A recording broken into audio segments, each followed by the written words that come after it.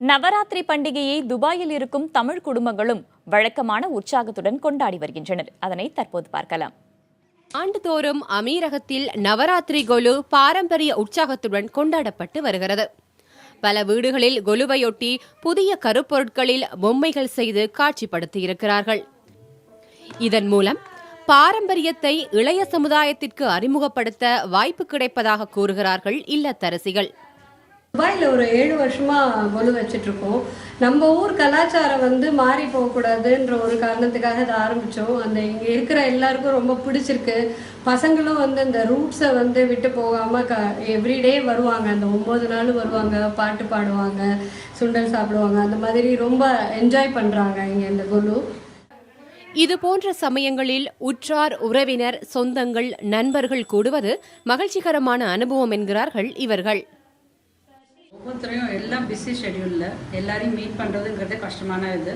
But every year இந்த நவராத்திரி கொலு இந்த 9 days வரும்போது ஃப்ரெண்ட்ஸ் ஆகட்டும், ரிலேட்டிவ்ஸ் ஆகட்டும், ஒவ்வொருத்தர் வீட்டுக்காக போயிட்டு எல்லாரையும் மீட் பண்ணி அப்புறம் எல்லோரும் கெட் டுகெதர், அந்த குழந்தைங்களோட பாட்டு, ஒவ்வொருத்தர் வீட்லேயும் ஒவ்வொரு விதமான கொலு வைக்கிறது, இதெல்லாம் பார்க்கும்போது மனசுக்கு ரொம்ப சந்தோஷமாக இருக்குது.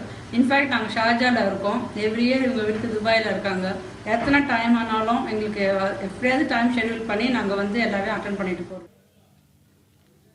பாட்டு, இசை, தாம்பூலம் என கொலுவின் அத்தனை அம்சங்களையும் கைவிடாமல் தமிழ் குடும்பங்கள் நவராத்திரியை கொண்டாடி வருகின்றன.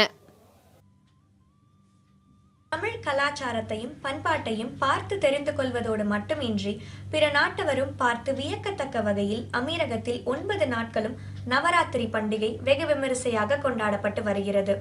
உற்றார் உறவினர்கள், நண்பர்கள் மட்டுமின்றி பிற மதத்தினரும் பிற நாட்டவரும் அமீரகத்தில் இந்த குரு நிகழ்ச்சியில் கலந்து கொள்வது சிறப்பம்சமாக கருதப்படுகிறது.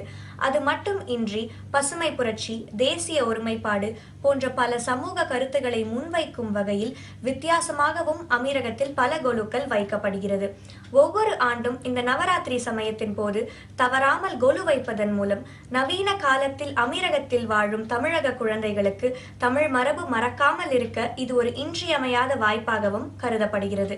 புதிய தலைமுறைக்காக துபாயிலிருந்து நிவேதிதா ஆனந்தன்.